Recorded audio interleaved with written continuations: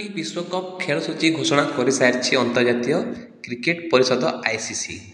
एथर टी20 विश्वकप वेस्टइंडीज एवं अमेरिका रे खेल टीम इंडिया आरंभ कर प्रस्तुति। दिनिकिया विश्वकप फाइनाल पराजय को भूली टी20 विश्वकप टाइटल पाई फोकस करुछि भारतीय दल। बीसीसीआई आगामी मेगा इवेंट पाई अधिकांश युव खेलाड़ी को सुजोग देवाकू चाहूछि, जो माने आईपीएल 2023 व्यतीत घरोई टूर्नामेंट रे चमत्कार प्रदर्शन करथिले। टी20 विश्वकप 2024 पाई विराट कोहली एवं केएल राहुल समेत 5 खिलाड़ी को सुजोग मिल न पारे।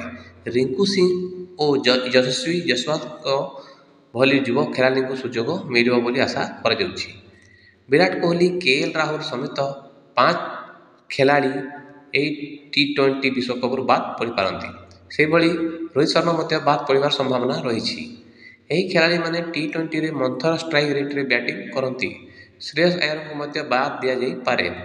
यह व्यतीत आर अश्विन एवं रवींद्र जडेजा भली वेटरान को बाद दि जाई पारे बोली बीसीसीआई तरफ कहुछि। चयन कमिटी एवं युव खिलाड़ी को सुजोग देवाक चाहूवा चर्चा होछि। बीसीसीआई एवं नवागत को सुजोग देवाक चाहूछि। एवं दमदार फॉर्म रे थिबा रिंकू सिंह व्यतीत यशस्वी जायसवाल, अर्शदीप सिंह, मुकेश कुमार भली तारकों को सुजोग मिल पारे। बीसीसीआई मुख्य चयनकर्ता अजित अगरकर, सूर्य कुमार यादव एवं मुकेश कुमार को भली खिलाड़ी को सुजोग दे पारती। यही खिलाड़ी माने टी20 क्रिकेट रे निजको प्रमाणित कर सफल होती। यशस्वी जायसवाल 8 मैच खेली 232 रन करछंती, जो गोटे शतक गोटे अर्धशतक रही। यह व्यतीत रिंकू सिंह 15टी मैच खेली बेले 365 रन कर सारे, जो 2टी अर्धशतक रही। से भली मुकेश कुमार 11टी मैच खेली 10टी विकेट नहीं सारी। तो एबे जानी नेबा संभाव्य भारतीय टीम।